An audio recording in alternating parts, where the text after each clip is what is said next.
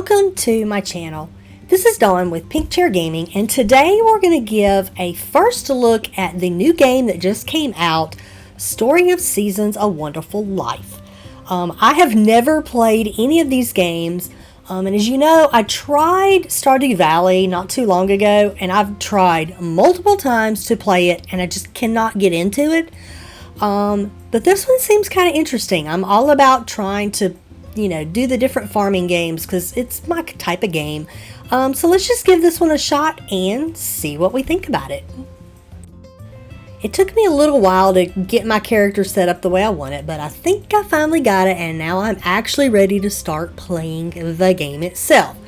And so when you first start out, you're greeted by this old guy, I guess that knew your parents, or my old man as he calls it. And he's going to show you the farm that was left for me and give me a tour around. So this is the first look at my farm. It's got a cute little pasture here where my cows can graze. And it's got a little barn where the cow can stay, and a little chicken coop where you can keep chickens.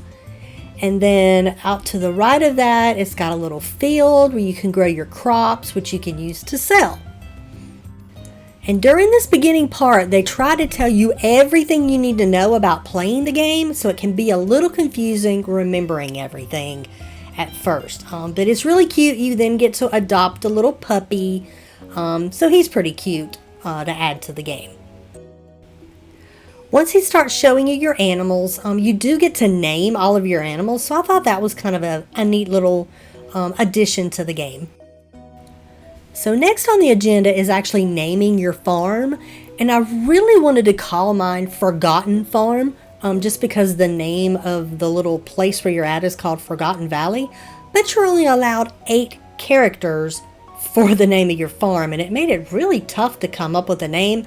So I ended up coming up with Pinky, and we'll just go with it. Next, he takes you on a tour of the valley and introduces you to everybody. I will never remember everybody's name. You do eventually get to start walking around and talking to everybody, and you might start to remember who people are. But to begin with, there's just lots of people, and I'll never remember it.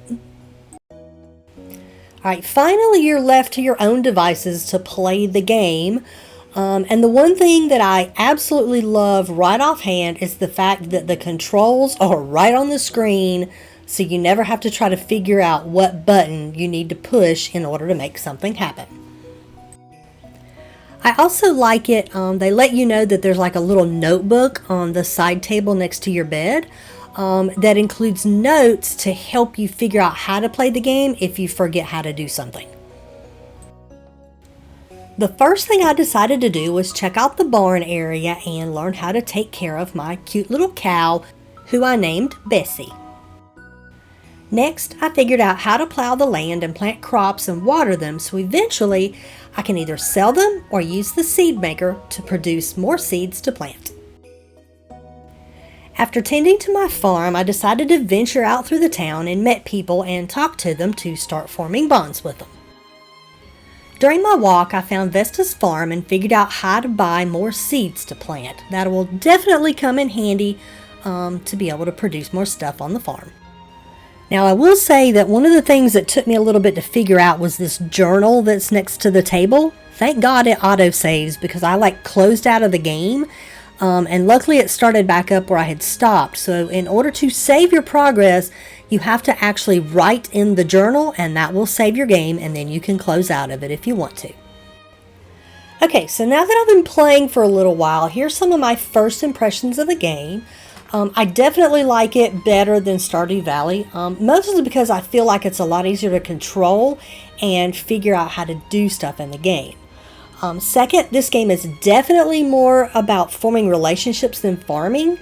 So if you only want it for the farming, it might not be the game for you.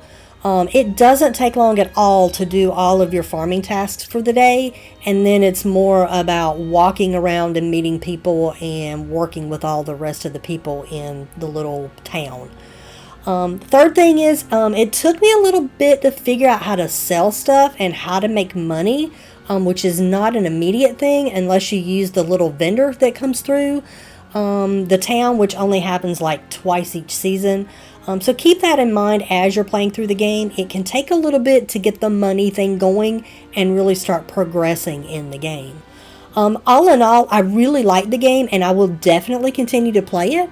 If I find it doesn't move along at a decent pace, I may end up getting tired of it, but I'll just have to keep playing to see what happens. I'll be sure to do another video in the future to show how my progress is going in the game and whether I still continue to like it or not. But for now, that's going to be it for this video. I hope this was able to at least show you what the game is about and see if it's something you might be interested in purchasing. Please be sure to like and subscribe so you don't miss out on any future content, and I hope to see you next time. Bye-bye!